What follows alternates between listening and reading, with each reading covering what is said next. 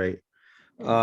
So thank you, everyone. Nice to meet you all. And those who I haven't met, nice to meet you as well. And those I met, nice to meet you again. I guess I have to change that biography thing because I'm not boasting, but it was not 30 years, but more like 40 something years, right? 1975. And I'm not good at math. So, but anyway, so I've been around way too long, I think. So you should hold me accountable about if I practice any of the stuff that we're going to talk about, because if I don't practice it by now, we're in trouble, right? Or at least, I mean, attempt to practice, not that I can claim any real practice. But so this is a passion of mine, of course, that really stems everything for me in terms of, well, my life, but in terms of with respect to the Buddhist teachings and practices, interventions. It all goes back, it all is rooted and found, the foundation of it is my teacher, root teacher, Lama Yeshe, who passed away in 1984. And also Lama Zopa Rinpoche is my root teacher as well. But when Lama Yeshe was alive, he sort of took me under his wing. And I was had the great honor of working and studying under him for about 9 years until he passed away in 1984. I was at Kopan Monastery all those years, for about 12, 13 years. And I was working with young monks there. Have anybody been to Kopan in this group? You have? Oh, Beth has? When were you there?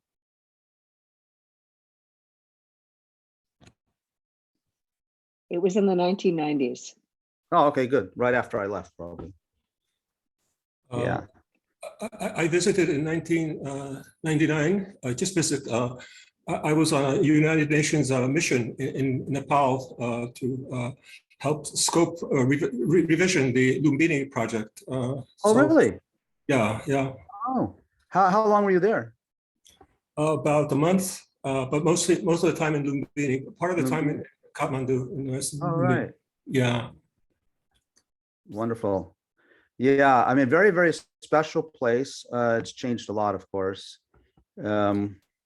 It's changed, as you know, like everywhere. It used to be a very quaint, poor country, and now it's a bit complex, poor country. So, development and aid. So Lama Yeshe used to say that we needed to be able to teach these ideas so that our mother could understand them. So that's my standard. And you can hold me accountable for that as best as possible.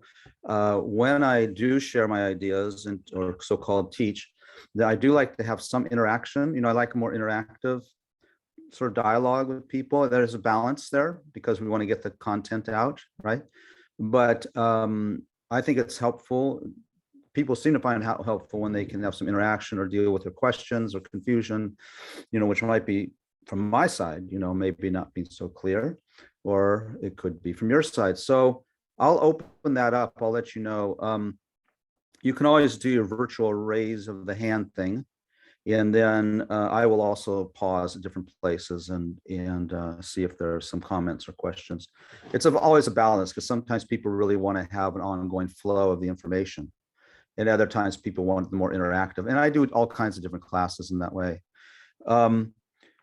Yeah, so yes, as Sheila said, when I came back from Nepal in 1988, then Lama Zopa Rinpoche, I didn't know what the heck I would do here.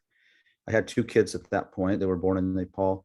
And so the logical thing, he suggested to get something like get a degree in psychology. So I did. I went and got my degree in clinical psychology. And as I often say, that it was very tough for me because I'd already studied Buddhist psychology for about 14, 15, whatever years. And people in those days didn't know there was such a thing as Buddhist psychology. And then particularly even in the last few years, I would say the depth of Buddhist psychology is becoming more prevalent, more shared. Don't you think that before you would never think, but so I had to sitting through 2.5 years of classes. And then of course, as a trainee, being supervised for 3,000 hours at Stanford Children's Health Clinic, it was really tough because it didn't seem there was a robust shared upon even definition of the mind. So this is one of my pet peeves is the fact that are there any therapists or psychologists here, by the way? Thank you, Beth. Yes, I'm a psychotherapist. Okay, like me. Yeah. Yeah. So we won't go into too much here, but that's another class I do. It's like, just to reflect upon, we call ourselves psychotherapists or psychologists. A psychotherapist, someone who therapizes or treats the mind, the psyche, and or psychologist, who's a student of the mind, a studier of the mind. So, when you think about it, I'm curious if you ever received a definition of the mind, in your studies, the two of you. And my guess is you did not. I'm just going to jump to that conclusion for now. But if you did receive a definition of the mind, it was probably through your Buddhist classes, I'm guessing. Or you might have some definition or articulation of what the mind is, but there's not agreement in Western or modern psychology about what, some people think it's this and some people think it's that. You got the narrative therapists and the constructivists that don't care at all about a definition. And then you got, everything from psychodynamic, which has a very robust and strong idea of the mind. And then you have object relations, you have all in family therapy, they don't really care. Systems therapy, don't really care. Positive psychology has a little bit more, came back to give an idea, but there's not an agreed upon definition of the mind, which I find very troubling, because it's if you're going to take your car to the mechanic and he doesn't know what a transmission is, right?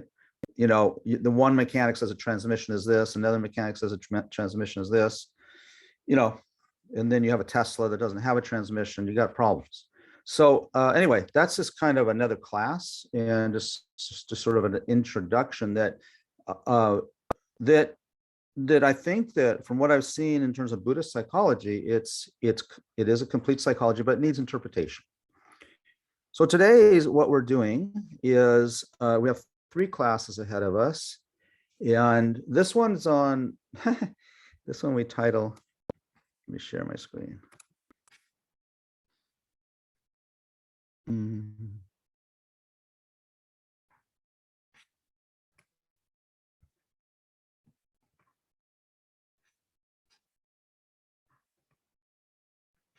Okay, so this first class that we're doing is titled, was the topic was renunciation, and in the context of renunciation, I remember when I was first, for many years, being introduced to renunciation. I don't know what your feelings are about this, but it was definitely the bummer or downer topic. It didn't seem very, when I hear it, it seems not very creative, not very uplifting.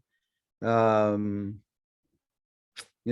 would have images of, Catholic nuns hidden away in some sort of nunnery or something like that, or people, like kind of this, or what are those monks? The ones that shave their heads around thing? Friar? No, what are they? You know what I mean? Where the brown robes, Anyway, the Christian monks. Franciscans. Thank you. So are they Catholic or are they Christian? Are they part of the Catholic Church? I think they're Catholic. Yeah. Anyway, you know what I mean. I don't know if you all had the same kind. I'm sure you don't have as a critical view as maybe I have, but renunciation definitely sounds like something I could do without. Let's talk more. I heard the teachings on bodhicitta and the kindness, generating the altruistic thought for the benefit of all sentient beings, compassion, teachings on emptiness, the nature of reality. I thought, okay, let's go, why do we need renunciation? What's that all about?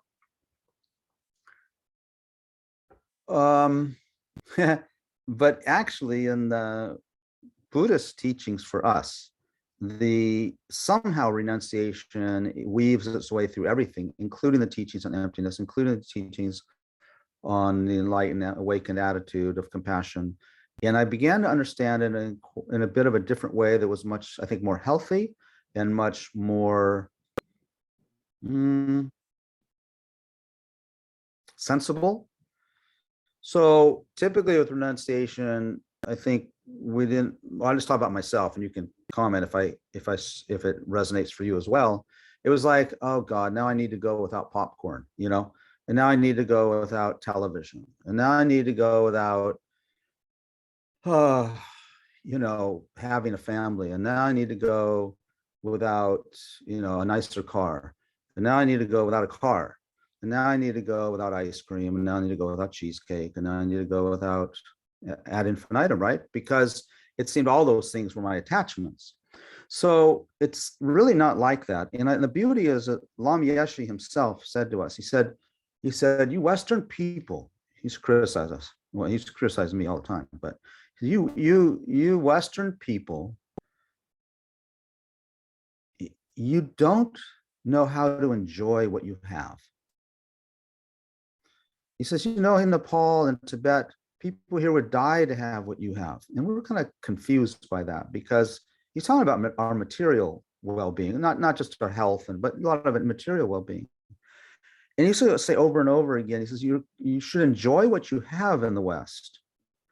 You should enjoy what you have in the West. So how can you hear that from a monk who has actualized renunciation? How does that make sense? So that's the fundamental, probably the conclusion of renunciation. We'll jump to the conclusion right now. Lam said, you should enjoy these things. Just don't cling. Okay? Very practical. So it's not about wearing a hair coat. It's not about self-flagellation. It's not about sitting in a cave on rocks and not even using a mat to sit on.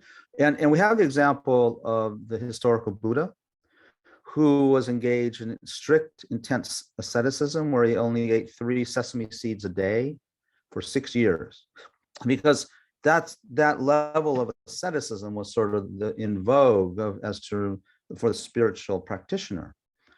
And so here's even a perfect example. Of course, he had renunciation, but after 6 years, he went to take a bath in the river and could barely get out. He was so weak. And then I think maybe you know the story. There was a young woman, a young girl herding cows, and she found him and gave him some curd, and he got all revitalized. And that's when he went to sit under the Bodhi tree. And he realized that his asceticism was an extreme. So that's not renunciation. Renunciation does not mean get rid of your car and have a bike.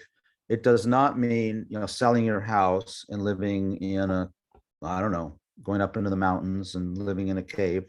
It can mean those things, but it doesn't mean those things. Okay, that's the external. This is where a lot of people get into Buddhism.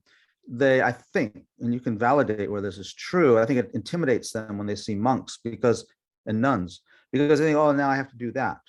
So I have to give up my friends. I have to give up good food. I have to give, it's actually not like that. Okay. What does renunciation really mean?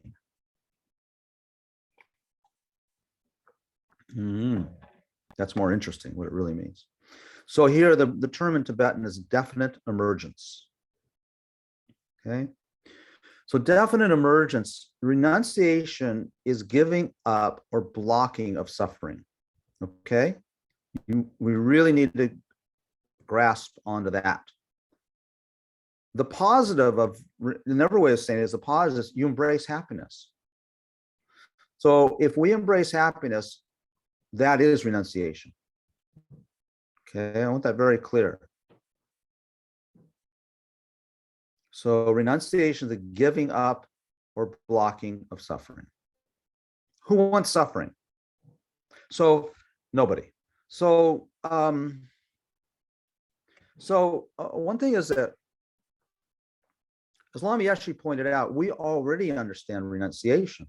For example, the idea that, I want to ask, play around with the screen for a minute. How many people, well, like a lot of us were kind of wild in our youth with drugs and alcohol and those things, or going to parties, staying up late. For those of you who did that, are you still doing it at the same level you were when you were 18? I'm not. Why? Why? That's a question you can answer. You can unmute. Okay, put another example. People, we all were excited when junk food came out, right? I remember when McDonald's opened in West LA. The first one, we used to drive there, and actually we used to drive there stoned and then go to McDonald's. So how many people still here, have binge on junk food? You can, if you don't want to admit it, it's okay. But I have a feeling that most of us don't eat junk food the way we used to. Is that correct? Is that a good assumption? Why?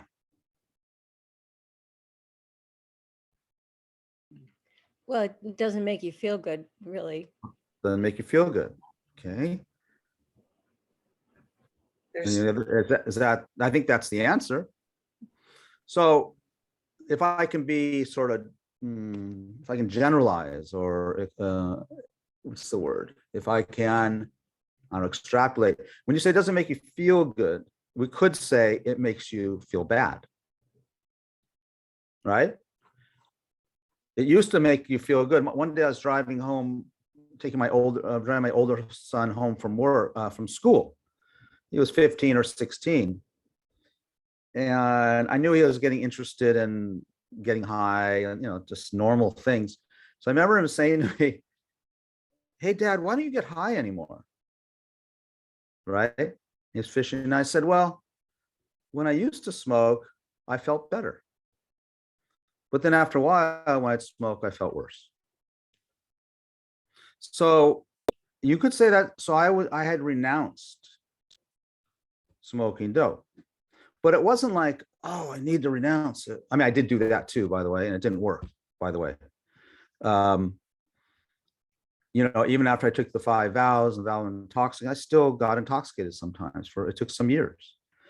And then it was like, well, this feels worse, because I think my spiritual practice sort of developed. And then I said to him, I said, well, when I used to smoke, I got high, but now when I smoke, I get low.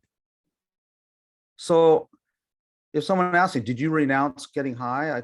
I wouldn't want to put it in those words, but it is, right? I chose happiness over suffering, right? The problem for us is we don't really know what suffering is. And that's okay. That's okay. We know it a little bit. Okay.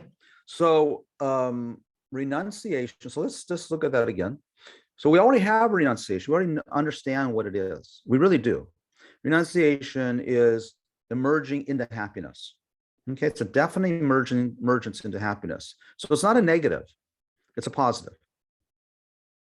It's not a don't, it's a do. Okay, I know it always gets, well, I'm generalizing. It typically gets expressed as a don't. Don't get high, don't lie, don't have sexual misconduct, don't steal, don't gossip, don't divide people with your words, did I said kill? Yeah, don't kill, don't steal. Right? That's usually how we hear it, right? I think that's okay, that's okay, but that's not renunciation, okay? It's not necessarily renunciation. What makes it renunciation is you're choosing to not do those things because you're choosing to be happy, okay? Let's look at the slides. Okay.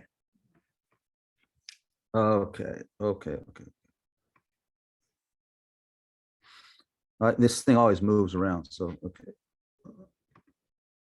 Okay, renunciation is a giving up or blocking of suffering. It's positive. It's the embracing of happiness. Okay, and so if we have no wish to escape, in fact, if we don't even know that we need to escape, there's not renunciation. It's not authentic renunciation. It's not authentic definite emergence. Renunciation happens when we firmly decide to be happy. It's so simple. Okay. And there are levels, because it's a gradual process. I think we should be suspicious, and Lam Yeshe used to be suspicious of people who renounce too quickly. People who, he used to say, the ones that renounce quickly give up quickly. Okay, I believe that. It's got to be authentic. He used to say it needs to be organic. I like that. Organic. It means it's just a process, it's a natural process. And in the meantime, you know, we study and we get the ideas about things that are negative, things that are positive. And I think it's better to take our time and to be convinced before just stopping everything. And I know many, many students who just stop but they stop.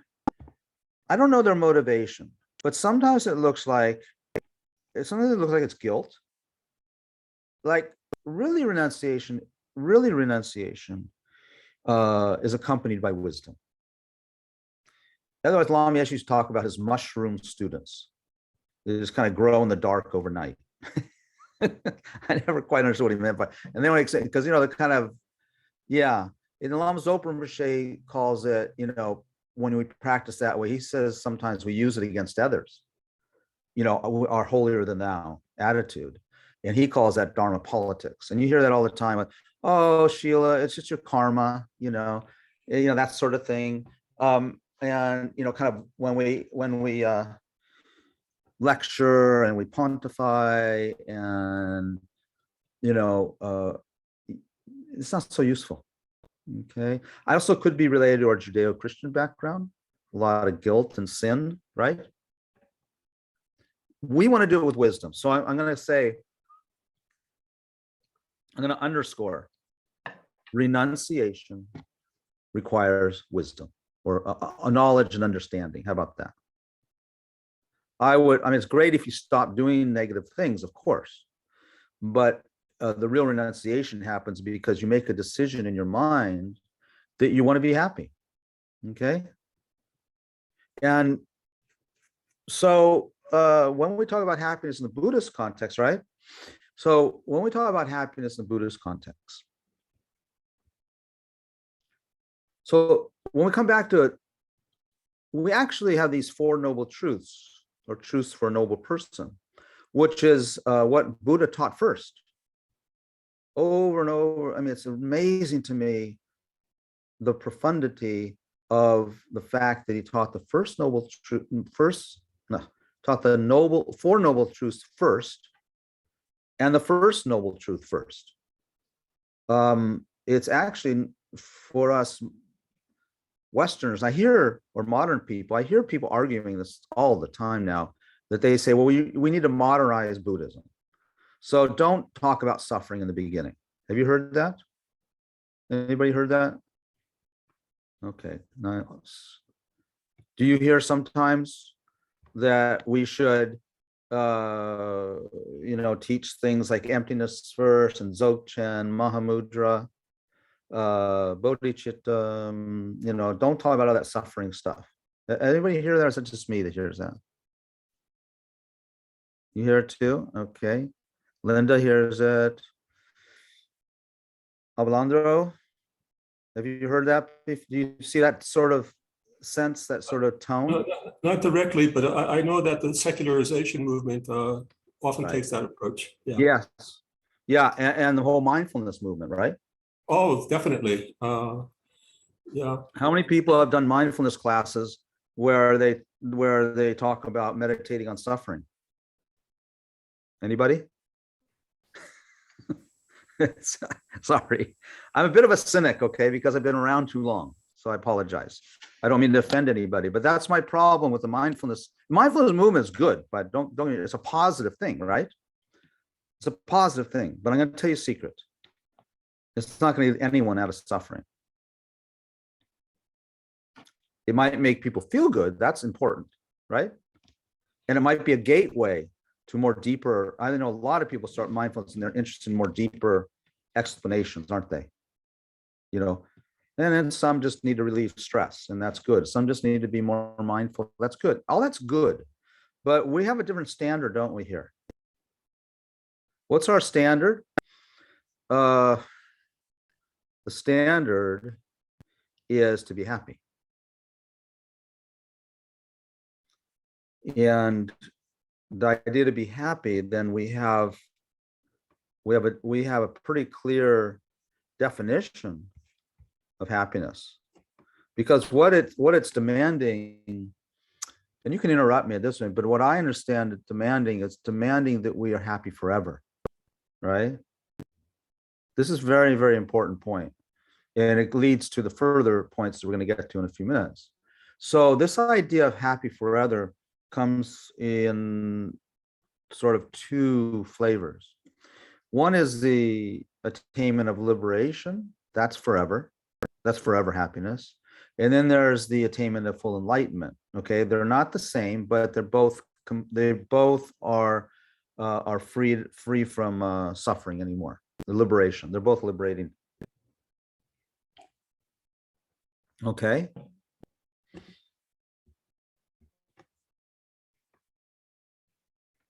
So with the renunciation, why we should develop it? So this is a tricky one. This we have to go back to our roots, okay? And spend a lot of time here. This is where we are. This is the stage we skip all the time. But because we skip it, we don't actually have a deep practice, my belief. Okay. I think a good metaphor is the idea of being in jail. Okay. So if someone is in jail, it's possible, let's say they're born in jail or something, I don't know, jail, and they're there and they didn't know much that there was anything else but jail, right? Then they wouldn't have the idea to escape, would they? It's a lot like in the Buddha's life story is really a metaphor. I don't know how, probably it's accurate. I don't mean to say it's not accurate, but his father wanted him not to see anything of the outside world because the outside world was, his father knew there's a lot of suffering and pain, and he didn't want to depress his son, Siddhartha. And he also didn't want his son to get some ideas like maybe he shouldn't live in the palace. Of course, that's what happened. He had some insight. He saw some things in the outside world and he became distraught. And that's where he got the idea that he wasn't free. Even though he was in this luxury of a palace, he was in prison. He was in jail. Okay. That would be nice. That's what we're looking for. We're not in the jail. We're not in the type of jail that someone in Ukraine is in. Okay. We're not in the kind of jail that someone on the streets of Calcutta is in. We're not in the kind of jail that the folks in Syria or, many, many countries are in, right? So, but we shouldn't have the idea. Our problem is then we have the concept that we're not in jail. And so from a Buddhist perspective, they want us to understand that the first thing we have to do, we will not develop renunciation if we don't have the idea that there's something better. Okay, so that is good when we start looking at teachings on, Dzogchen, Mahamudra, the Buddha nature, those things. We're going to talk about in one of these three classes as well. It's important to know, wow, there is something incredibly better. And when we look at this, what we're in now, I often say that some people who are in my classes frequently going to tire of me saying this, but I think that, I don't know, I just think it's a good analogy, is that when your dog or cat, let's say dogs, they're much more kind of emotional. When your dog sees its evening dinner or a bone, what's its attitude like? It's completely one focus, isn't it? And just gulps that down as if it's like nectar, right? Anybody disagree with that? But none of us would do the same thing with the dog food, would we? Why not?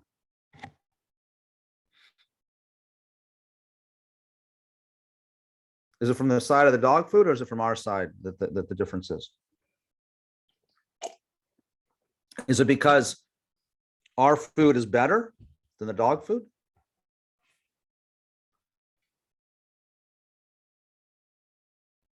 No one's saying anything. I think I intimidate everybody.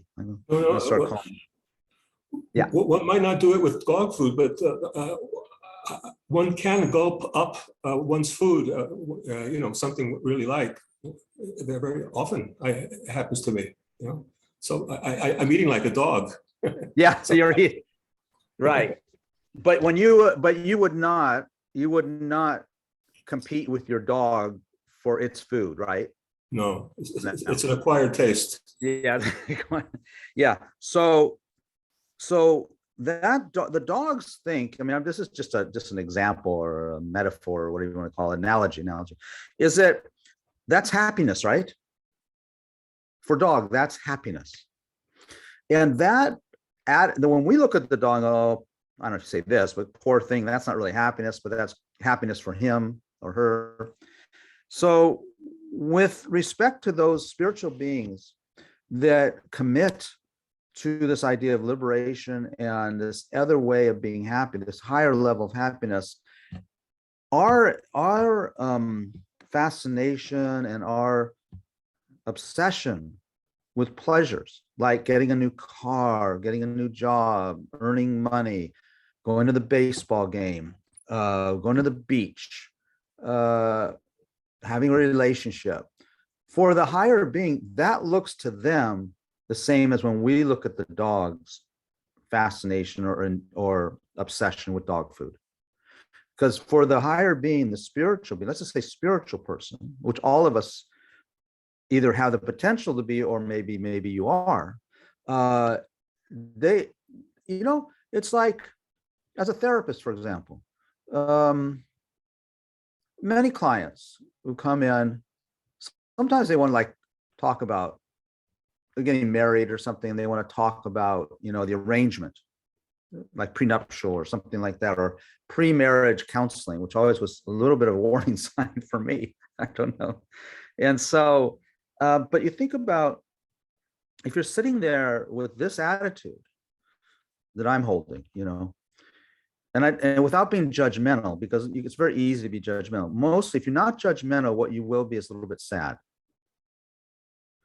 because they're staking their happiness on something that's unfortunately not going to give them lasting happiness. I'm not talking about good relationships, of course. We definitely want good relationships. I'm not talking about that. I'm talking about the investment in the relationship as the key to their happiness. Do you know what I mean? Or career. Career can be the same thing. It is the same thing, and that's how we're indoctrinated in this culture, right? Or kind of lifestyle, or status, in terms of status. So that idea is, when we are free of that idea. Okay, this is very clear. So the dog food example is pretty good. We have renunciation to the dog food. Okay, that is renunciation, because we're choosing to be happy. Now, it's a simplistic analogy, I get that. But if you expand it, when we start looking as we become spiritual beings, spiritual people, spiritual practitioners, then things like career, relationships, earnings, holidays, they get put much more in perspective. As Lama Yeshe said, of course, enjoy those. So don't get me wrong. So that's where we go to the extreme of, I'm not ever going on a holiday again. I'm going to live, I'm just going to be a single person. I'm not going to be in any relationships with anybody, because they all end bad, and they're nothing but suffering. Okay. That's not the suffering. The relationship is not the suffering, is it? I mean, of course, there's some relationships, degree of strife and conflict. I'm not dismissing that. But suffering or not suffering is dependent upon the investment we put into that as happiness. So if we don't put investment in that as our happiness, we are renouncing suffering. That's all. You don't renounce your partner. You might, but that's not renunciation. If it could be that you need to, but in order to be happy in the practice, be a spiritual person, let's say your partner, well, that's detailed. If you're in let's say a job, let's say you're working in a weapons factory, pretty hard to make that pretty positive, isn't it?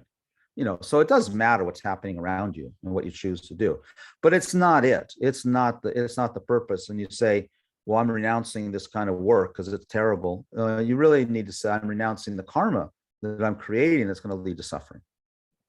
That's the difference in spiritual person. Okay. So let's look at that a little more. Any questions at this point? Any arguments? Any disagreements? Okay. Just raise your hand if you have something come up, okay? Maybe you know all this. Is this anything new here? I don't know. Anything new? Is this all old for you? No? Jessica, is it old? Yeah, it's old for Jessica. How about Sheila? Is it old for you?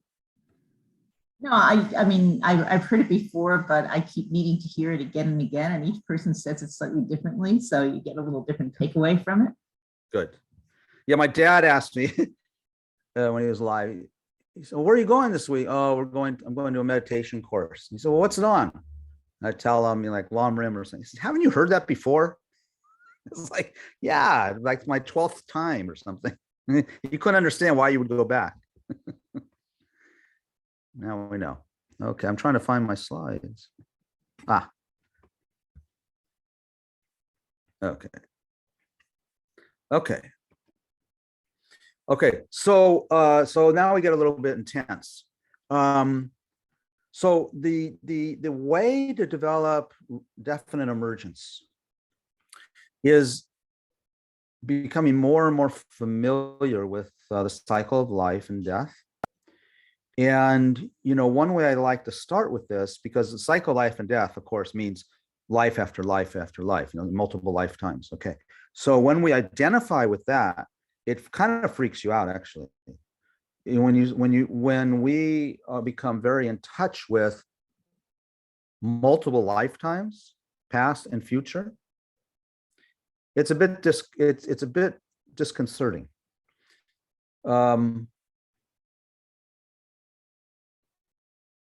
way that helps for me is when we think about this very life and the amount of cycling we've done in this life, and how we have a good day, we have a bad day, we have a good day, we have a bad day, we have a credible interaction with someone, and we've developed a real love and affection for the person, and then it turns to conflict, and then we break up, and then we don't see, or we have a very, very close friend we love being with him or her, but they got to move back to wherever they live. It's short-lived, and in fact, last year, my very close, relatives came and stayed with us for a couple months. They were people who lived with, this is my wife's sister and her husband, was my closest friend, I guess you'd say. And they lived with us. We lived together in Nepal for 8 or 10 years, not always in the same house, but they were there. And so they came to visit, and like, we're going to stay a couple months. It's like, wow, it's like forever, right? And then but it wasn't forever. That's such a misconception. That's how we set ourselves up. So the spiritual person never sees it like that. Okay. Our problem is that we see things as permanent. Okay. Even though intellectually, oh yeah, they're leaving in 2 months. Then sure enough, 2 months comes around, they leave, and like there's this hollowness, this emptiness in the house, right? And kind of a melancholy that they're gone, and it was such a good time, and that whole thing. So this cycle of birth and death happens throughout our lifetime. Throughout our lifetime, we're not the same person we were, 20 years ago. There's some stream of consciousness that's a familiarity, that's a continuity. But when you're meeting your first girlfriend or boyfriend or partner, way back whenever that was, we're not even close to who that person is now, right? The excitement and the anxiety and the passion, where's that now? And at the time, it seemed permanent, didn't it? I mean, you didn't think about it. Maybe you thought about it, people will say to you, oh, don't remind me of that. Of course I know, right? People say that. So just in this life, we circle. So just like we wake up, we're in a good mood. By the time evening comes around, we're depressed. We go to bed depressed, wake up the next morning, still depressed. Then you're going to shake yourself out of it, or someone calls you, your friend calls you, and talks to you, or any number of things, or you go to work and it's uplifting, and now you're uplifting. So I think it's useful to pay attention first to how we are so fickle and we have no control. So so that lack of control, right? That lack of control, it is not something that comes up in psychotherapy, unless it's extreme lack of control, some mental disorder. But no, I'm talking about a normal lack of control. By that I mean, just decide to be happy, right? Just decide to be happy, right? Okay, people know that I always give this exercise, homework. This week, okay, so can you decide this week not to get unhappy at all the rest of the week? How many people will take that challenge on? An uplifted mood the whole week from now until we meet next time. Okay, let's see how. Okay, good. We have some takers. Okay, so we're going to check next week. Lynn and Margaret and your sister. Who else took on the challenge? Okay, we're going to check next week. Okay, so what it means is this: do we have control over that? So it's a little bit like, if you think about the last time you're really super happy, maybe it was when you went for a walk in the forest or along the beach, sunset. Maybe it was when you met your dear friend, your parents, something like that. And that uplifted feeling, that's the one I want you to keep all week. Okay, let's see how it goes. So the fact that I am going to prejudge, not you three people, I'm not going to judge, but generally speaking, people can't do that. So the reason we can't do it is because we don't have control. Okay, what don't we have control over? So it could happen that you get some terrible news this week. Could happen, right?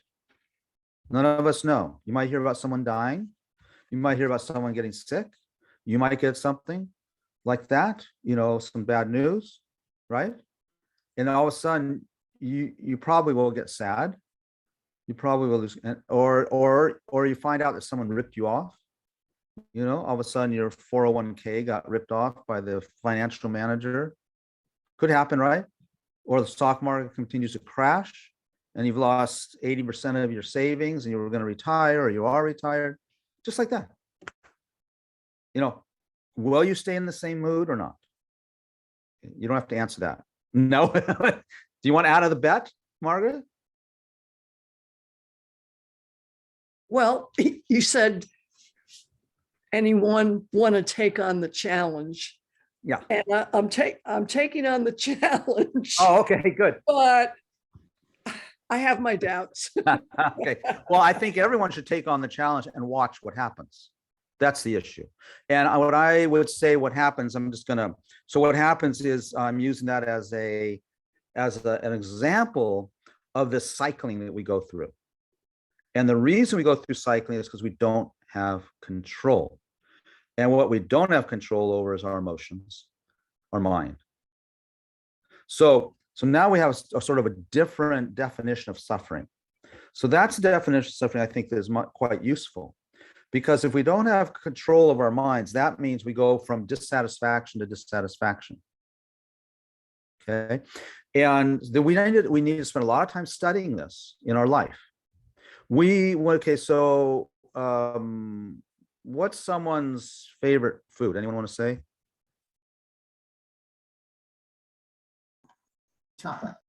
Chocolate. Okay. So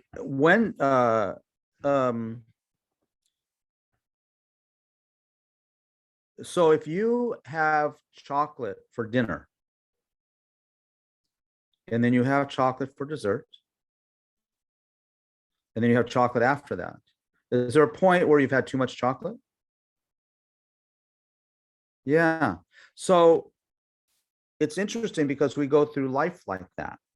You know, we look at a new car and we look at it as it's really satisfying, don't we?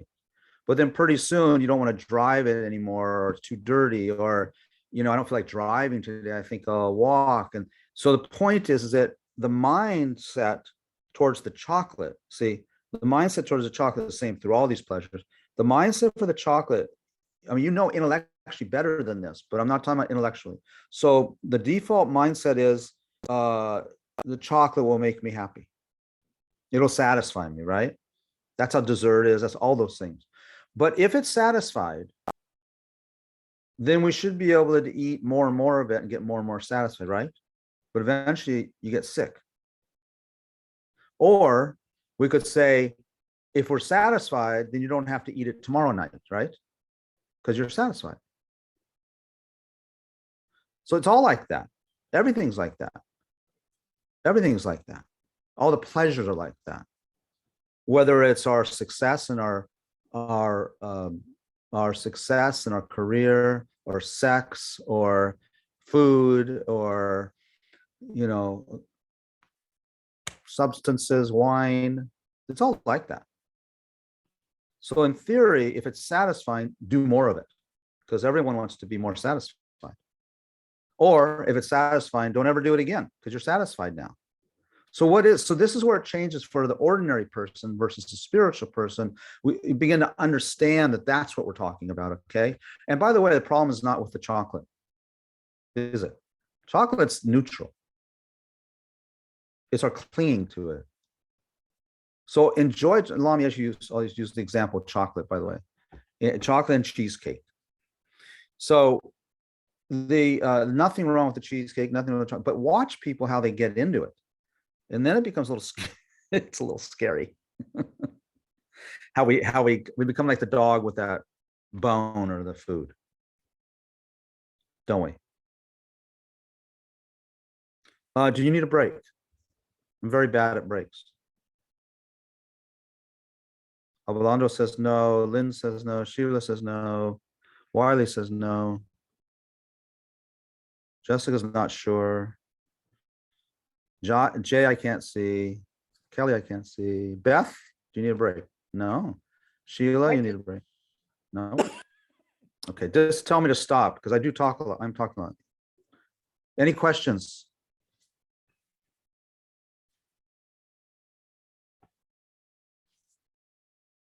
Any questions from anybody? Yeah, I have a question. What you're talking about right now. Good. I've learned these two concepts. You know, hedonia, which is what you're talking about now.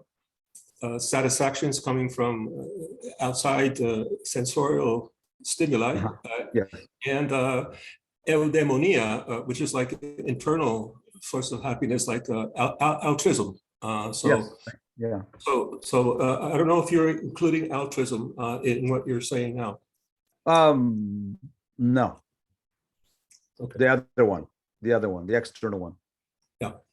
Yeah. I agree then. Because the takeaway is exactly where you're leading. The takeaway is internal qualities, and we're not actually touching on those at the moment, right? But obviously that's the excitement. Renunciation. So let's take altruism for just a second.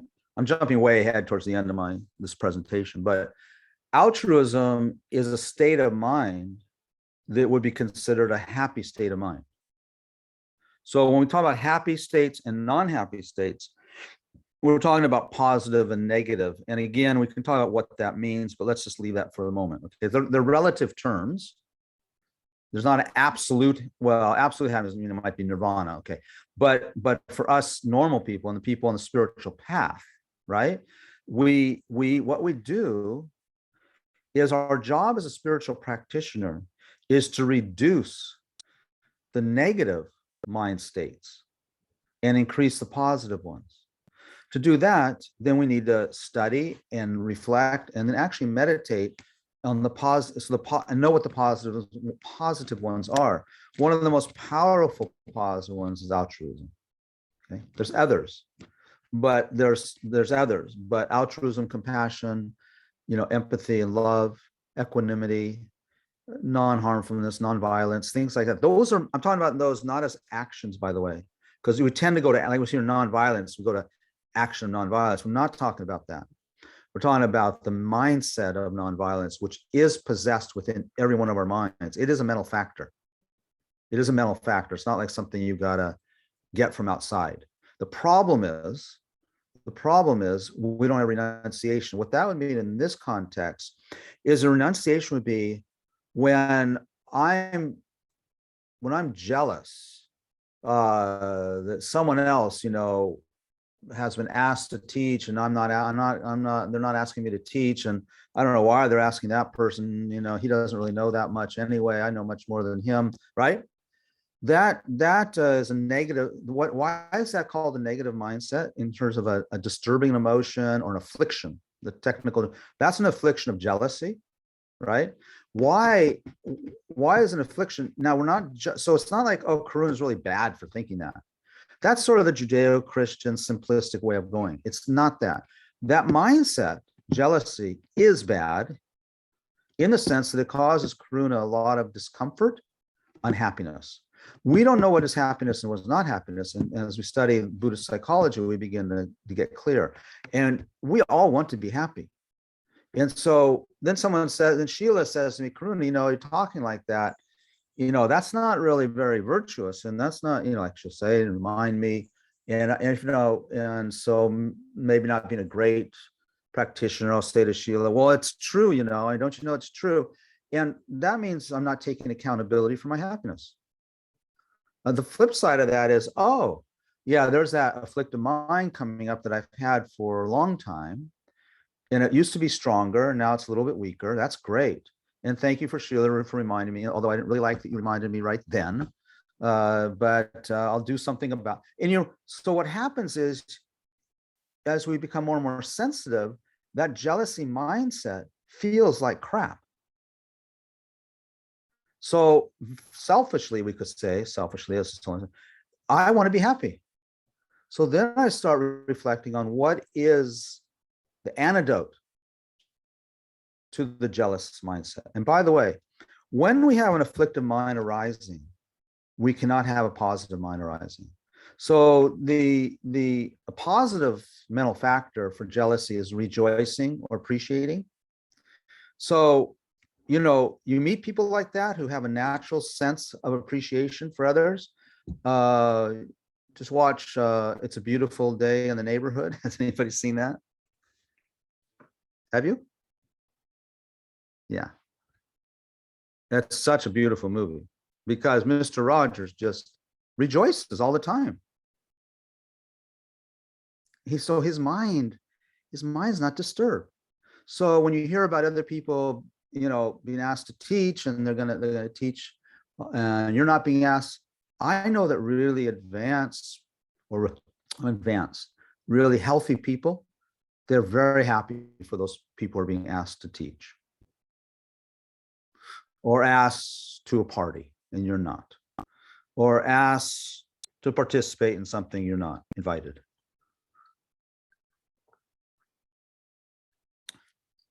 And I mean, we can use so many cases. Or someone gets a promotion, right? What's our natural? I was here longer, right? That mind is what a spiritual person is working on overcoming. So we say that in one Buddhist psychological description, we talk about 6 root afflictions and 20 secondary afflictions. So that's 26, you could say. And then, but positive mind mental factors, there's 11. This is just one description, by the way.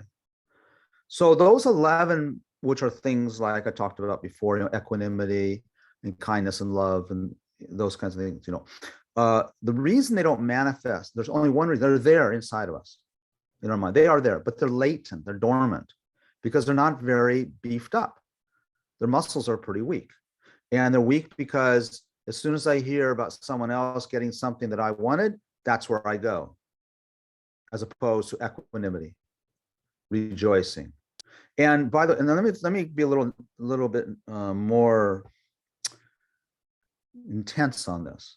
Well, it's good to say, oh, I should rejoice, but you don't feel it, right? Oh yeah, I listened to that class, I'm supposed to rejoice, right? If you don't feel it, I listened to that class, and I know that you know that cheesecake is me wanting and suffering, but I don't want to think about that right now. That's okay. You know why it's okay? Because you can't unknow what you've heard. It'll eventually sneak up on you, and you'll have to face it, and you'll have to do it, and you'll be okay.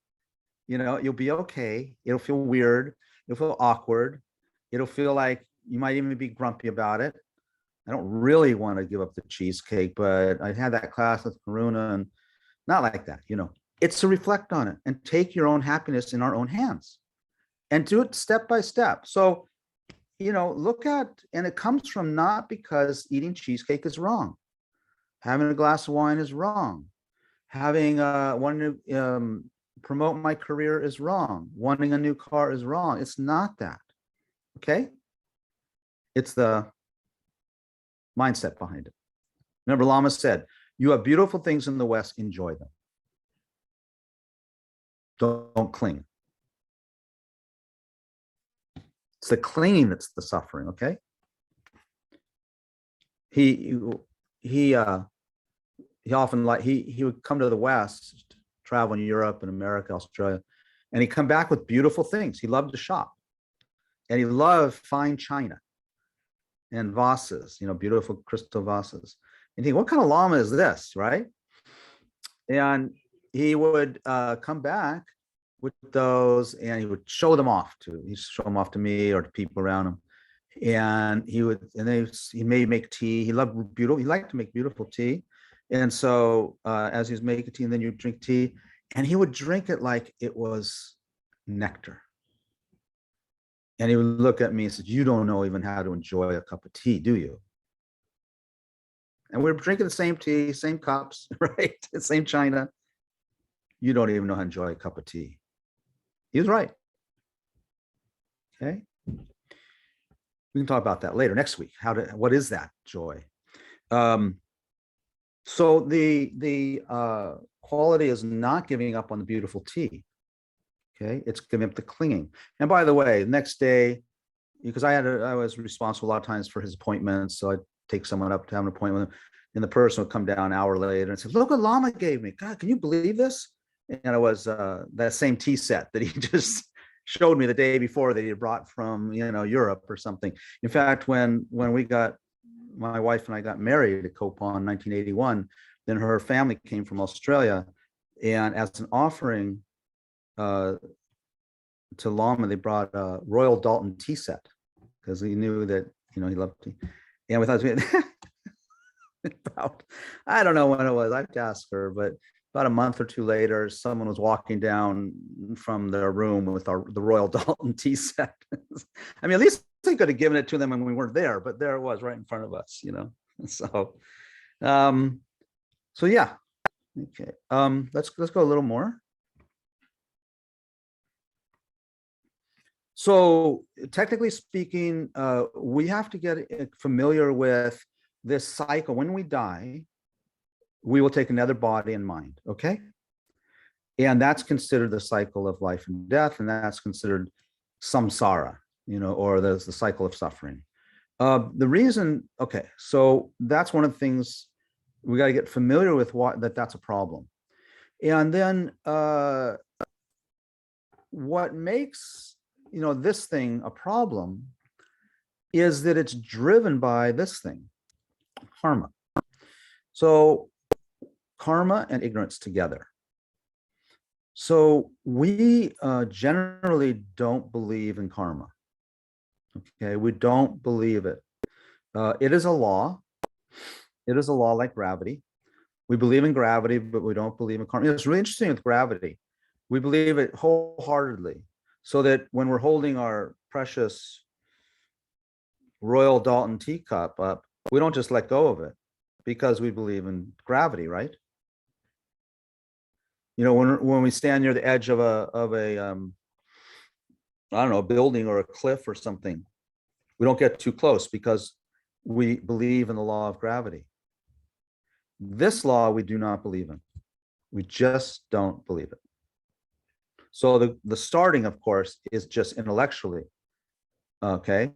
And we're all getting teachings and getting exposed to the idea of karma. But this is the biggest thing that probably prevents us from understanding renunciation. So when we wholeheartedly really believe in this, then renunciation is natural. And also, this is a graduated process. So we might believe, for example, in karma to some extent. For example, we might believe that killing, leads to a bad result. That's a karmic thing that's not good, right? Would we say that? And Abelandro, you had a question? Yes. One thing that I've noticed is that here in the West, even amongst a lot of Buddhist scholars and practitioners, they don't believe in karma because they don't believe in rebirth. And Yeah. And people who don't believe in rebirth, they have a very weak basis for their ethics and morality. Totally. Yeah. So, and I've discussed this with various scholars, and so why don't you believe in rebirth? And so the rational mind said, the materialistic scientific mindset, they say it doesn't convince them. So how can one believe in karma if one doesn't believe in rebirth? And how can one develop the big conviction of the existence of rebirth? Yeah, that's why this is here. And thank you for bringing that. I hear that from different, I don't know if they're Buddhist or not, actually. That could be a debate, because it seems to me that to be Buddhist, you have to adhere. It doesn't have to be totally understand it. It just means we have this thing called that we should have, all of us should have, which is considered healthy doubt. So doubt is often an affliction, actually one of the 6 root afflictions.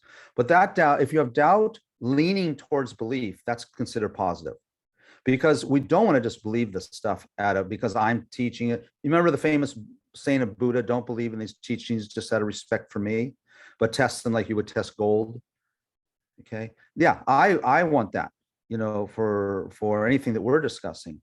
So, but if we go, excuse me, if we take that attitude with all the teachings, not just the ones we like, but also ones we don't understand, like karma, then it's not that hard, really. It's not that hard to understand karma in a general sense in terms of belief. The subtle parts of karma, that of course takes a long time. In fact, it's interesting. I'd like to just make something clear here. So, excuse me. So, with respect to the 4 noble truths, so in the first noble truth of suffering, and the second noble truth, the cause of suffering, the cause is karma, right? Ignorance and cause and effect and the afflictions, right? So you study the 4 noble truths, you get into it. I love studying the 4 noble truths. I don't think we really need to study much else but those 4. But the point is that they're not actually called the 4 noble truths. So here's the big awakening for everybody who don't know that. They're actually technically should be called the 4 truths for a noble being. Okay. Now, I can't tell your level of attainment, so please forgive me for generalizing and making assumptions. But until a person has direct insight into emptiness, direct insight into reality, that is the demarcation of a noble being. Okay. Once we have that, and actually that's the demarcation of someone who's entered the path. So in a sense, it's hard to say we've entered the path or not if we haven't attained direct realization of emptiness. Okay. I think that conceptual insight in emptiness, I don't mean just intellectual, but conceptual insight into emptiness, probably it does qualify. You're sort of guaranteed that you will enter the path. So at least we can develop that in our meditation. That's a contemplative. That's actually in meditation too, where you meditate on emptiness, but you're doing it with conception or a conceptual image. Okay, so that's not the direct realization emptiness, and you're not a noble being yet, but that's a very powerful experience, and you have to have that before you can have the direct insight. So there's some good news there. Okay, so we have to spend time, cultivating our mind, working towards that direct insight. The way we work towards the direct insight is through the mental image, which is called concept. Okay, so it's unfathomable to me that a person could be Buddhist and not have at least positive doubt, doubt leaning towards belief on karma and rebirth. Otherwise there's no motivation to have renunciation. Why would you practice renunciation? Right? Why would you practice renunciation if your actions have no effect after this life? So one thing that you poke the hornet's nest, Abelandro, because this is one of my soapboxes, right? I do have strong feelings about certain things. Obviously, this is one of them. So when we talk about rebirth, what we should do is, in our meditation, we should time to time, we should watch the mind, okay? Because we have to become familiar with the nature of the mind. We'll talk about that. I think next week, Sheila, is this what we're talking about? Emptiness or clarity of mind? Is it next week emptiness?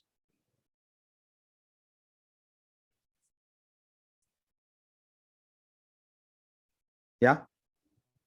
I think next week is emptiness, and then the third week is the nature of the mind, clarity of perception.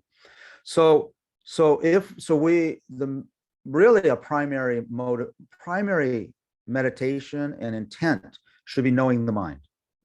That is the purpose of all these meditations, even on compassion, precious human life, death.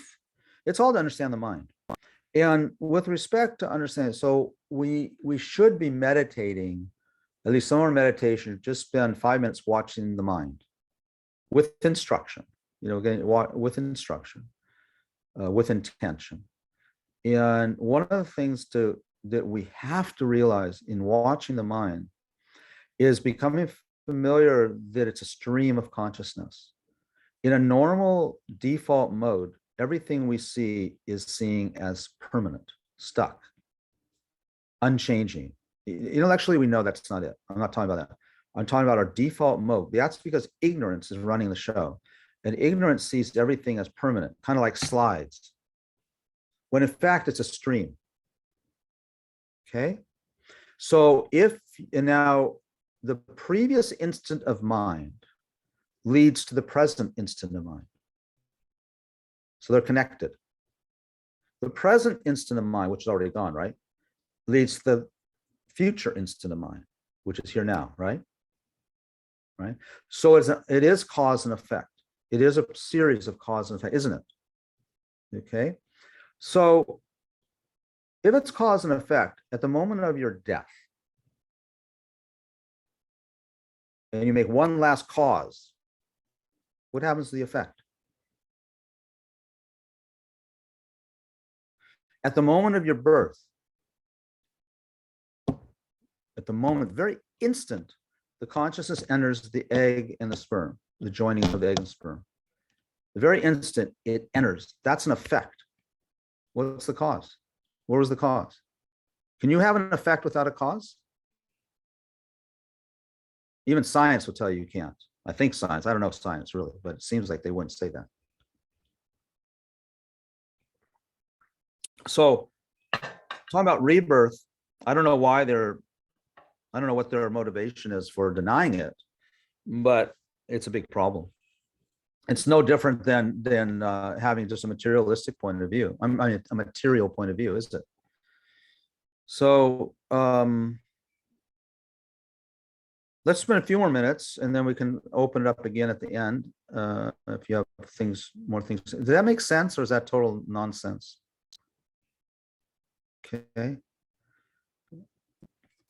You know, a lot of this, when I talk and answer questions, you know, in Buddhist, particularly Tibetan Buddhist path, we're very, very, very adamant about the use of logic and reason. Buddhism is anyway, and particularly the school of Buddhism that we're familiar with, that the Shantideva Center is part of. We need to sharpen our logic. We need to sharpen our intellect. We need to sharpen our reasoning, not dull it or not ignore it or push it to the side. Okay, I want this. We can talk about that in some ways, but this is something. And as Western people, modern people, we have a leg up because we were taught, kind of, you know, generally speaking, we have a rational, sort of intellectual approach to life, scientific approach. I mean, that has its downside, don't get me wrong, but we can use it to our advantage by sharpening that quality of intellect. Of course, what we also want is heart. You know, we want heart and intuition. Okay, we want both. That's what we want. Okay. Okay. So impure deeds. So I don't know how to go backwards because, oh, there we go. So karma is impure deeds, impure thoughts. That's not really what karma is. Karma means mental imprints. So all of our talking now, and you're listening, I'm talking, and we're creating gazillions of mental imprints because every time we have a perception, we're creating imprint on our consciousness. Okay. So we are constantly having an experience, even when we're asleep, even when we're in a coma. The mind is still perceiving. As long as it's perceiving, it does create karma. Now, some of it's so subtle, we might not even be able to call it karma. But for all intents and purposes, we're talking about your normal waking active life. It's constantly, like right now, we create imprints through our five senses: our eyes, our nose, our ears, our tongue, and our body, our tactile. So right now, in this case, we're seeing each other in the colors, right? And some movement. And you're hearing my voice. So there's two senses involved right there. Maybe you feel these sensations on your body of the temperature in your room or the seat underneath you, things like that. I don't know if you smell something or taste something, but all of those are the camera lenses. Okay, you got 5 different camera lenses. And then you have a 6th one, which is the mental lens. The mental lens is the one that you use when you're daydreaming or sleeping or thinking of things. So that's the mental sense, is perceiving that. So all 6 of those are experiences, and every experience does leave some level of imprint on the consciousness. It is possible that you can, I've read, I don't quite know how this is true, that when you just having an unaware, like when you're walking down the street or like around you right now and you're looking at the screen, but there's a little bit of heat on your arm or something like that, and you're not noticing it, is that karma? I believe if it's perceived, it's karma, but it's not really the karma that's so important. The karma that's important is the more of the stronger. So when I am speaking now and you're listening, it's the mental activity that's going on with with you're hearing, right? Listening right now, whether you're bored or tired or intrigued, you know, or maybe you're angry or maybe you're enthralled, whatever. Those are mental imprints. Those are all be mentally imprinted. Now, karma has 2 kinds. Well, there's more than 2, but technically, we're going to say that there's, negative karmic imprints and positive karmic imprints. Okay. When we talk about the 10 non-virtues, things like killing, stealing, sexual misconduct, lying, speaking harshly, gossiping, dividing people through your speech, coveting what other people have, anger, intense anger or spite, and then wrong views. Those 10 non-virtues, while not inherently bad, very hard to do them where that you wouldn't create a negative imprint. Okay, it's possible you could do them without negative imprint. But they're called non-virtues because they're so hard to do. It's very hard to kill with a positive mind. Okay, remember, imprints are positive and negative. So it's the mind that's engaged that decides whether the karma is positive or negative. But try killing with the positive intent. Not easy. Almost impossible. And then we have these, what we usually do, these 8 worldly concerns. Okay, so it all comes down, I can't see my slide. It all comes down to shifting our focus from merely the happiness of this life. Okay, I say merely, because it's not excluding being happy in this life. But these pictures here are just kind of make a point.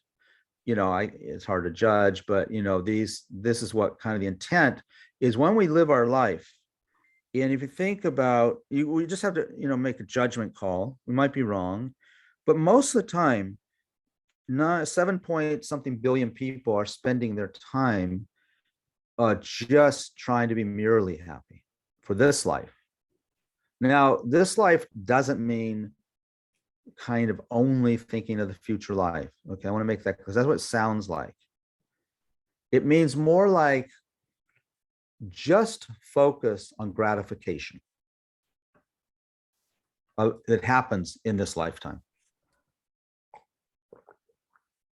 Okay, that's not a spiritual intent.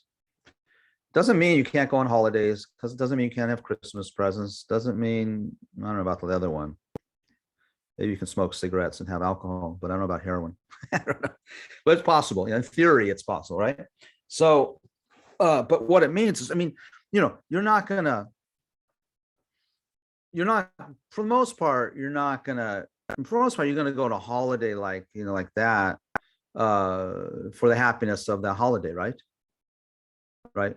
So that means happiness of this life, or the short-term pleasure. How about that? Okay, how about short-term pleasure? So it's not pleasure that we're against. It's this focus on short-term. Like if I just get that raise, I just need to make, then I'll really be satisfied, because then I can get a better car. So then I can go up to the mountains and snowboard or ski.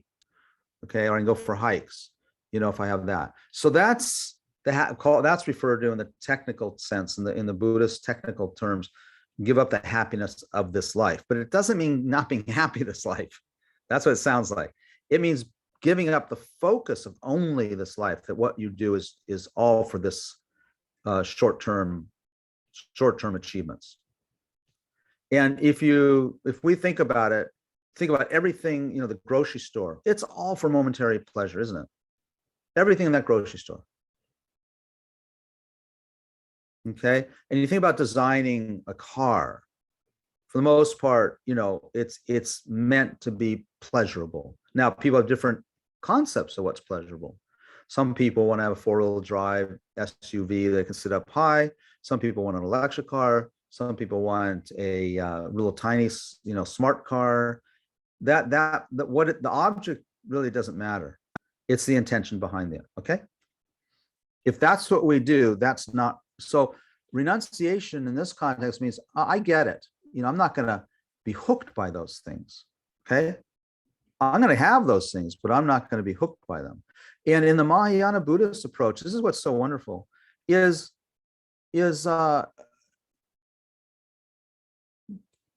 you change it. Get a nice car because you're thinking of others. Go on a holiday because you need to refresh your batteries so you can work more for others. Okay. Give a Christmas gift to someone because you want to make them happy. It doesn't give real happiness, but for their level, you're thinking of them. Okay.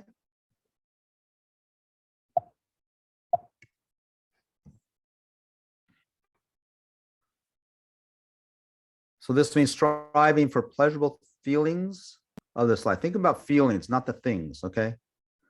More importantly, the craving and clinging, or the attachment to these feelings. So when I go backpacking, I feel good. I love backpacking like that, right? That's what we're trying to give up.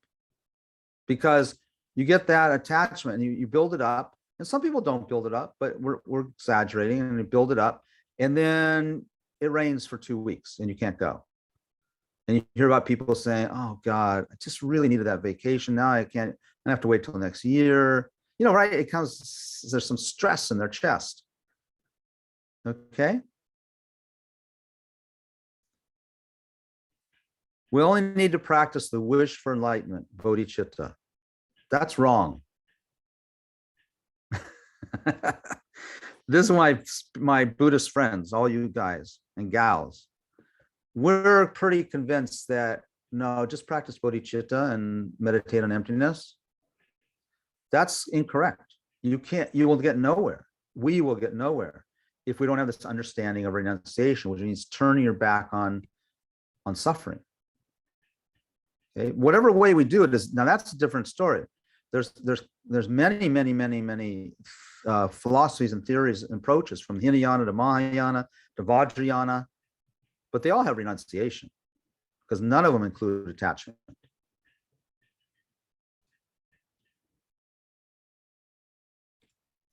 Okay, and I think we're getting towards the end. I didn't get the end of my slides. To develop the wish to achieve enlightenment for the sake of all living beings, you must first develop a kind of compassion where you can no longer bear to see these beings tormented by the sufferings of life. To develop this, you must develop renunciation over your own situation. There's no other way, otherwise you could gain compassion, for it contemplates the situation others must face. The best way Lama Tisha said, only in Tibet have they found people with the wish for enlightenment who haven't yet found love and compassion.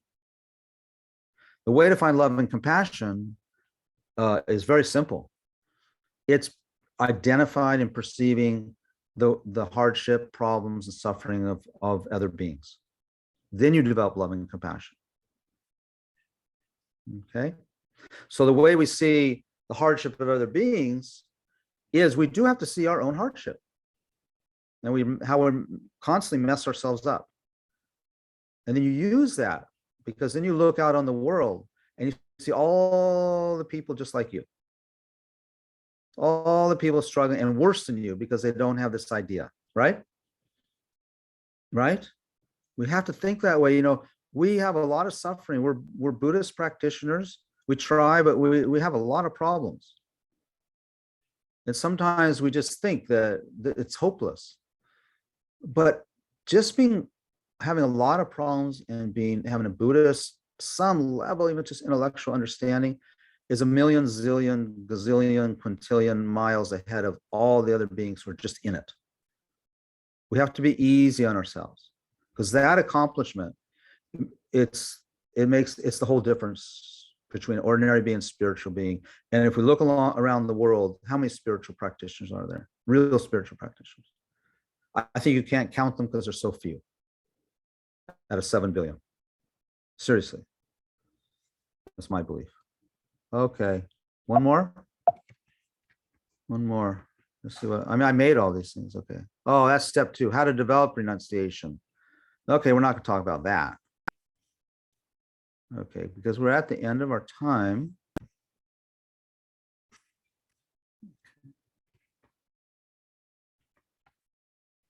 Okay, questions, comments, confusions?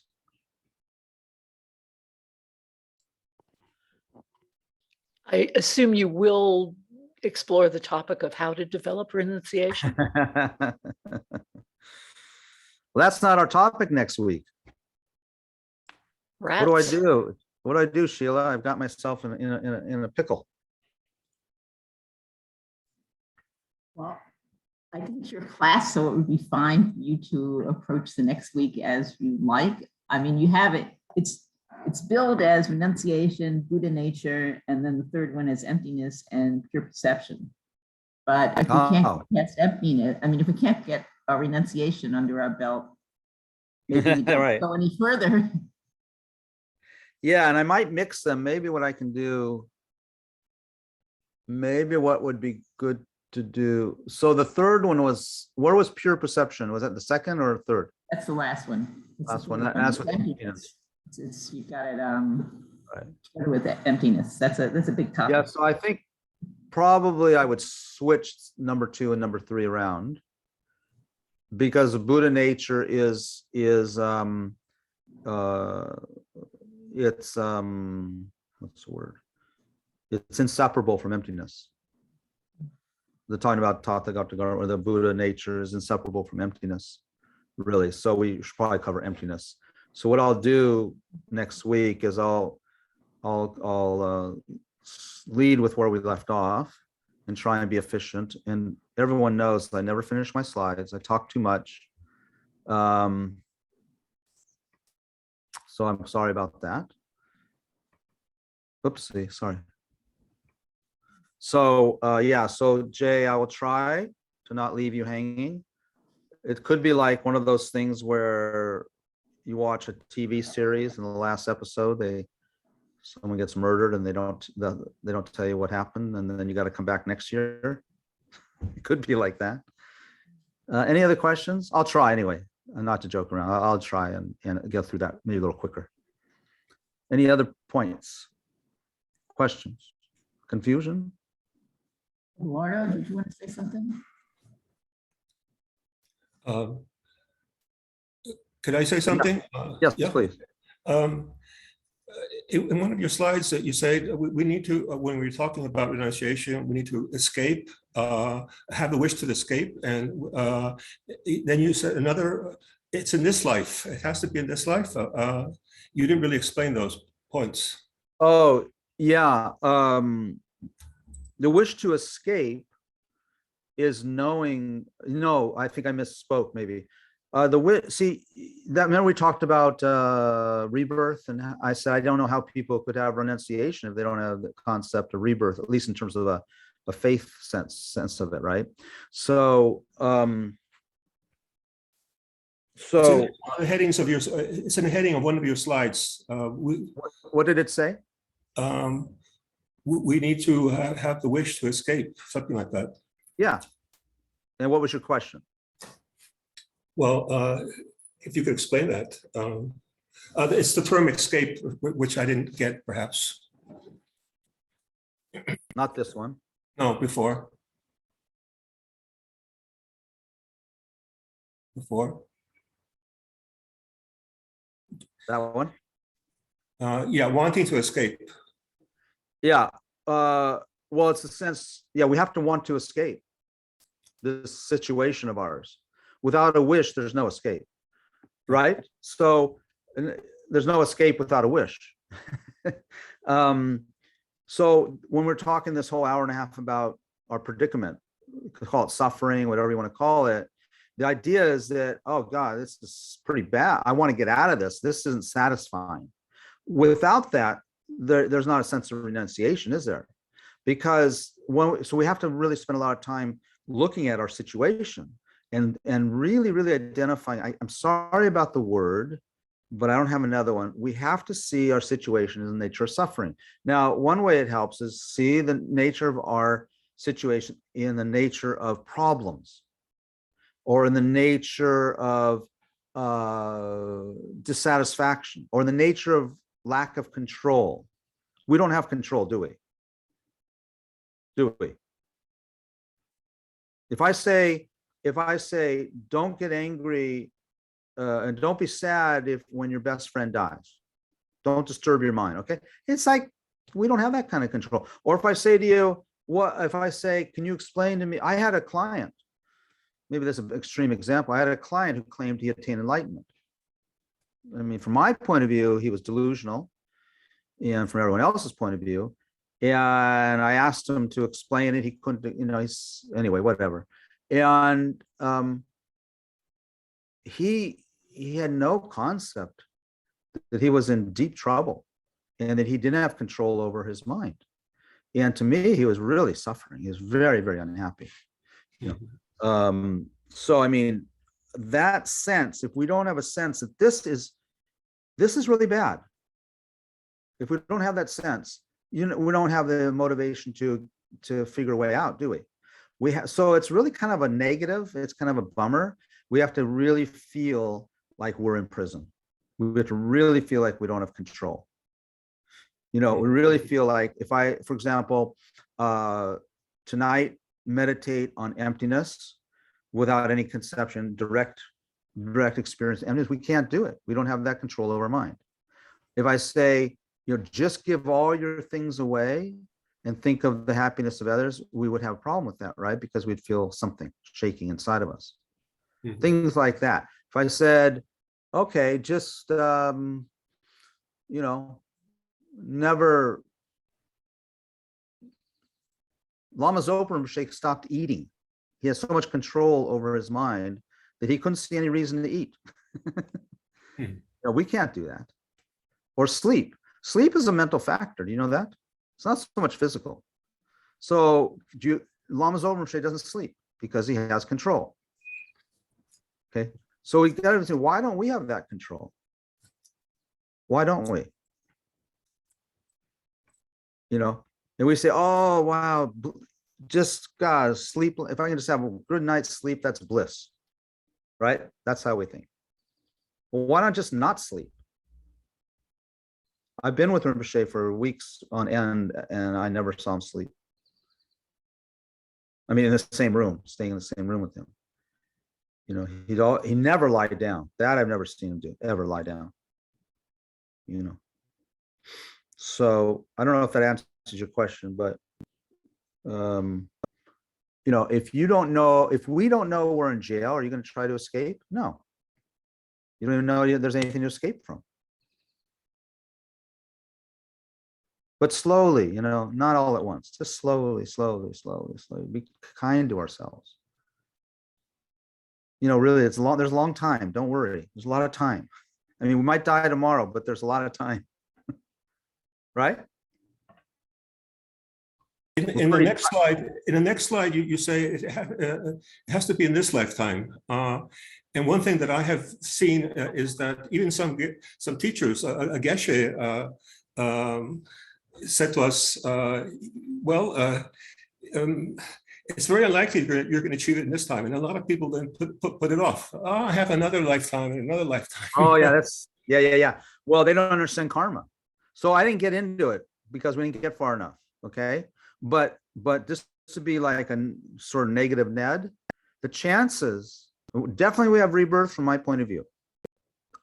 That's just a given. Where are you going to be reborn? That's terrifying. If you don't think that's terrifying, when I say you, I don't mean you personally. If you don't think that's terrifying, then we don't understand it well enough. Rebirth.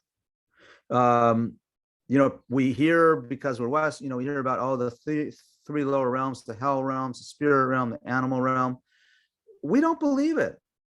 And as Jessica knows, I often use I often say that I looked up how many mosquitoes they estimate there are in the world. Okay. And the number is 7, I might get it wrong, but 7 quintillion. I think that's 7 with 16 zeros after it. Mosquitoes alone, it's estimated there are more ants because they're in more climates. Those are just mosquitoes and ants. Somebody gets reborn there, right? 7 billion people here is nothing. It's not even measurable compared to how many animals. Let's not talk. If you don't want to believe in spirits, that's fine. You don't want to believe in hell realms, that's fine. Those are hard. They say that there's more spirits than there are animals, if you can believe that. And there's more hell beings than there are spirits. But just animals, forget about those spirits and hells. Plankton are animals. How many barnacles are animals? How many animals? It's uncountable, right? Because we were just talking about mosquitoes and ants as being each around 7 quintillion, and ants, I think, was 16 quintillion. I don't know, The point is, it's uncountable, right? And that's just ants and mosquitoes. Now throw plankton in there. Now barnacles. Where do they come from? 7 billion people is nothing. So it works. It's not meant. I know it sounds really. It sounds alarmist, right? I don't mean it that way. I don't mean, it's just that it's new to us. So it's alarmist in the sense that it's new. It might sound alarmist, but Lama Zopa Rinpoche told a friend of mine, he said, you know, Peter, if you saw your next rebirth, you wouldn't sleep at night. That's already alarmist. But we can control a rebirth. Yeah. Okay. Thank you. For now, that's fine. Thank you. Thank you all. Anybody else? No? Hey, Sheila, we forgot to do prayers in the beginning, didn't we? Yeah. Okay, so what we do, I'm so sorry. I really made, now we're all going to go to the hell realms because I forgot to do the opening prayers. So let's just dedicate. So we won't do a prayer, means just putting our mind into a virtuous state. And hang on a second for me. Microbes. Yeah, I think microbes are animals, by the way. I think there's some debate about microbes or bacteria being, whether they're animals or not, but. Okay, so if you just reflect for a minute, if what we talked about today has some level of truth, you know, when we started this class an hour and a half ago till now, the mind has been racing along, hasn't it? You're not the same person as when we first met. Okay, it's a stream of consciousness, but that person died an hour and a half ago. And the one an hour and 29 minutes ago and 30 seconds has died. The 129 minutes, etc., is dead, dead, dead, dead. Even the one that was here a moment when I started this dedication is now gone. There's something remaining, but we don't know what that is. So the person who did so many bad things, we all did, is gone. That person's gone. Now, the imprints are there.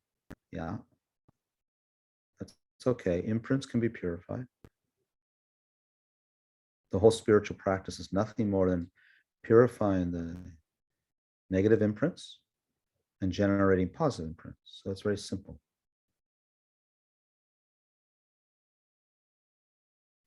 So all these imprints will ripen someday. That's the nature of karma.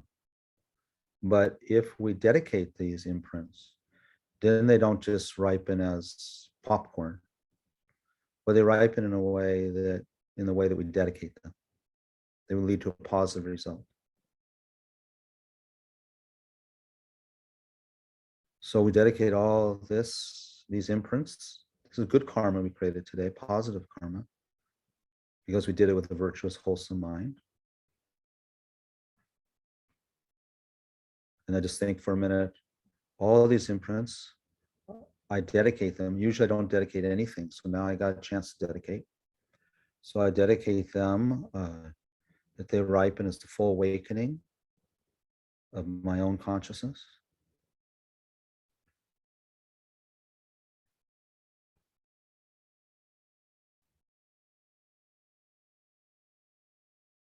Full awakening of my own consciousness, my own being.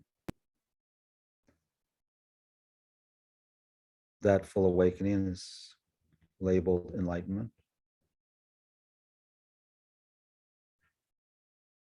It's not someone else who becomes enlightened, it's you, this mind. It might not be this personality that you are, this life, but it is your mind.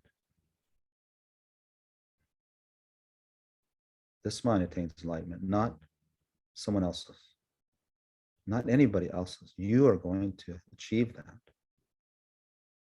And you'll be a fully awakened being, and you'll be helping people like me.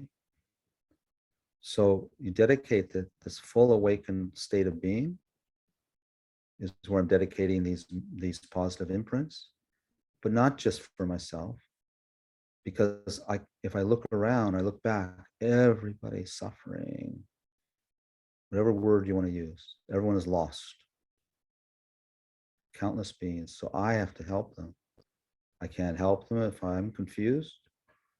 And the way not to be confused is to develop my Buddha nature, which becomes Buddha, awakened, enlightened, for the benefit of all living beings, even the microbes. So think like that for a minute, really sincerely from your heart. Offer that, dedicate that.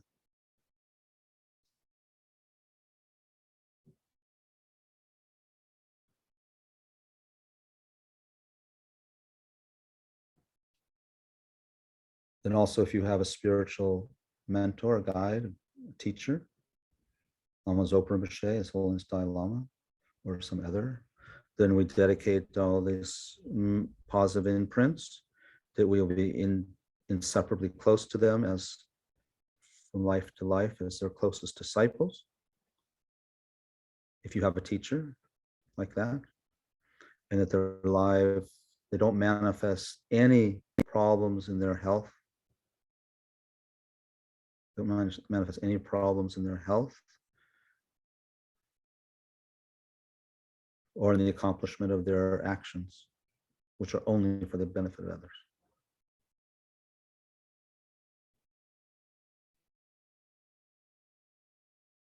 Okay. Good night.